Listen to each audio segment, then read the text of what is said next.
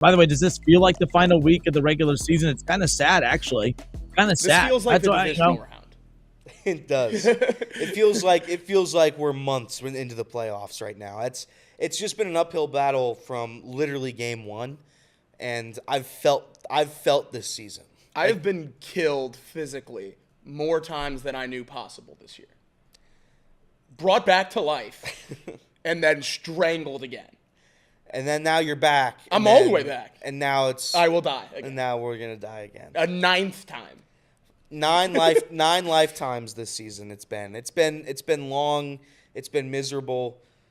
And the craziest part of it all, and I say this with, a little bit of a joke in the way I'm saying this, but it has been kind of fun to watch. I mean, if anything else, like Joe Burrow and the offense, it's been one of the more fun seasons I've ever had to witness in my life. Every game's been incredible. Come down to the wire, explosive, high scoring. If you bet a parlay on the Bengals this year, I'm sure it's hit at least one time because every player prop is hit. By about week 5, when I stopped taking out Bengals spread and money line, I made a lot more money because the offense was always going to hit. Offense was always going to hit. It's been a fun year. Like, if it sucks that we're Bengals fans and like we care about them winning the game.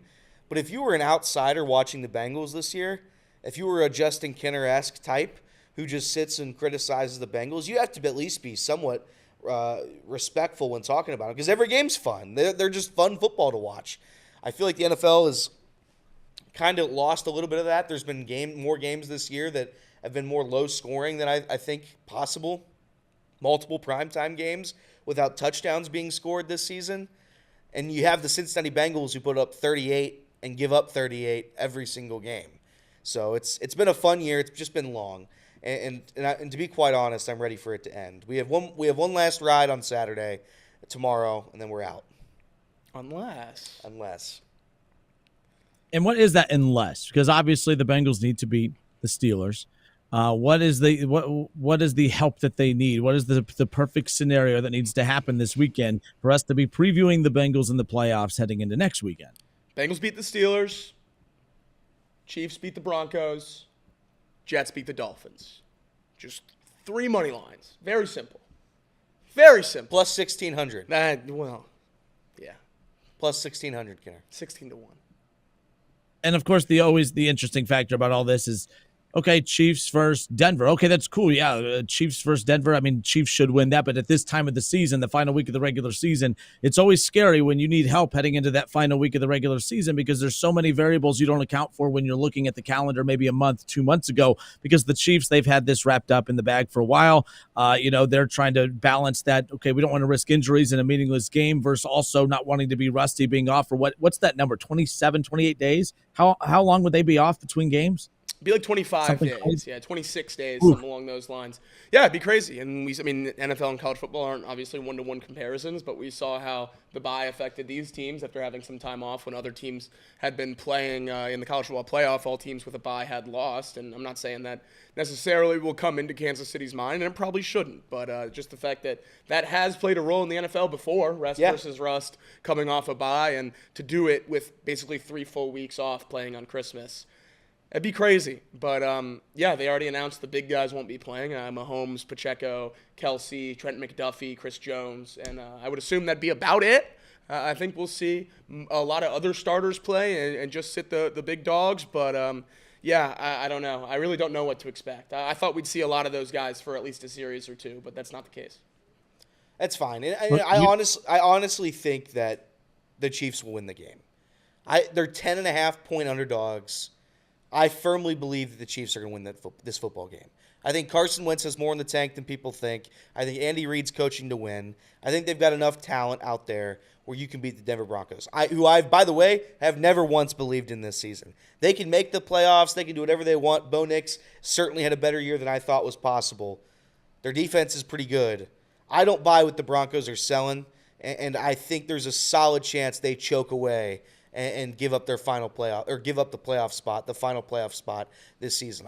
Jacob said it yesterday, and I think it's 100% right. I am far more concerned about the Miami Dolphins as of this very second than I am the Denver Broncos. Yeah, again, Miami, a 1-point favorite on the road at the Jets. And the Jets are in that situation where their season has been done for a while, a lot of drama in that locker room. Are they going to come out and just fold? Are they going to come out and just fold and be done from the get-go? Or is there going to be enough competitors in that locker room where they come out and say, hey, it's been a crappy season, but at least let's go out knocking out a division rival from the playoff race. Let's go out with the win, and let's take at least some positive momentum into what's going to be a wild off season.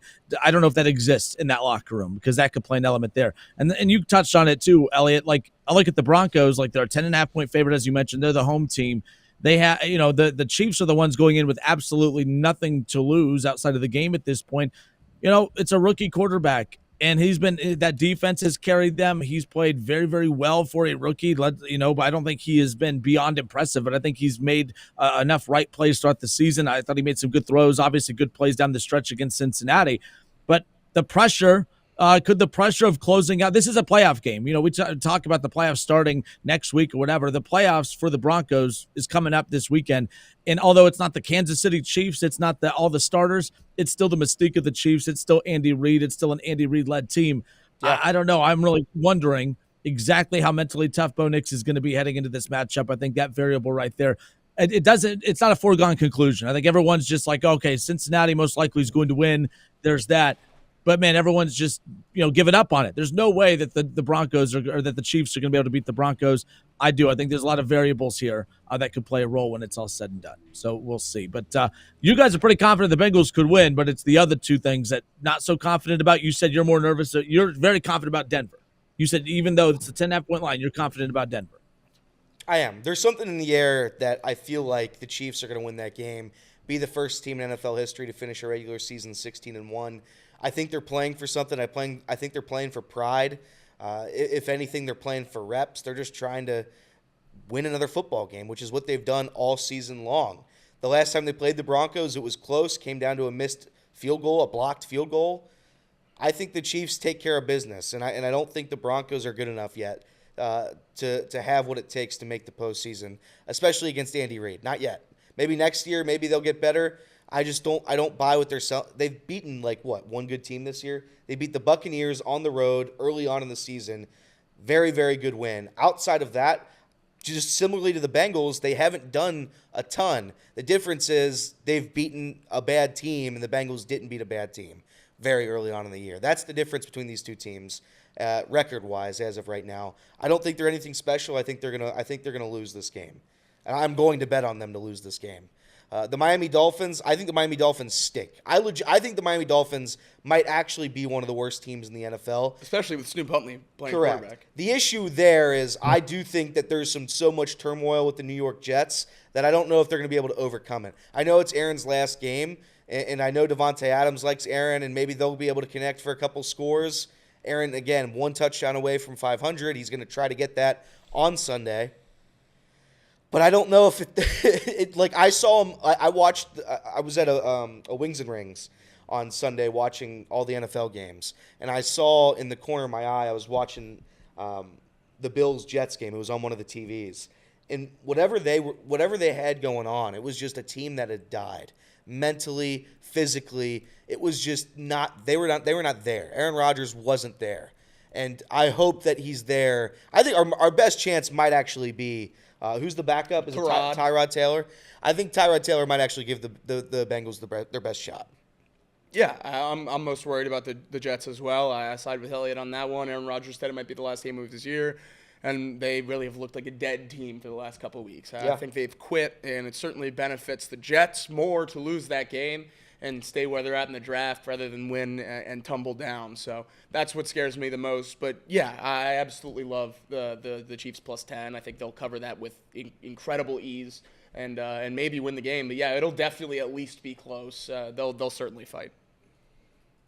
Obviously, we'll talk about the Steelers-Bengals more in depth coming up here in a moment. But the Ravens, they've clinched a playoff spot, as has the Pittsburgh Steelers, 10-6. Pittsburgh, 11-5. Baltimore. Baltimore has a Browns team that's just competing right now to get the best draft pick possible. Yep. Pittsburgh still has a chance to win this division. That's what sets up what they're going to be playing so hard for coming up this weekend.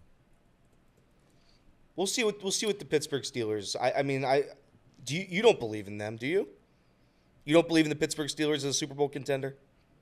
No, I did a while back, and I was wrong big time. Like I got excited about the possibility of what Russell Wilson opening up that offense could be with that defense. But while everyone puts a lot of this blame on the struggle of the offense, I think the Steelers' defense is actually pretty damn overrated. I mean, every time I watch a Pittsburgh game, they're getting diced up by opposing offenses, and it's not just Cincinnati's. I actually think Pittsburgh, we could sit here and say, oh, it's the offensive woes that are getting them. I think that defense is a liability too, as wild as that sounds. Everyone we're so used to, we do this with Baltimore as well. Baltimore's defense has been as bad as Cincinnati's a lot throughout the year. But because we're accustomed to beating up on the Bengals throughout their storied history, right? Like, we don't give them the benefit of the doubt. The Ravens have a horrific defense statistically, but yet we sit here and give them the benefit of the doubt because when we think of Baltimore, we think of defense. We're doing the same thing with Pittsburgh. Pittsburgh statistically overall pretty solid, but I'd say I haven't broken it down. I guarantee if you go look at the last month, I mean, they've played some horrible defense over the last month. Injuries have played a role in that. I just think the Steelers team's a little overrated at this point, not just because of offense, but because of defense as well.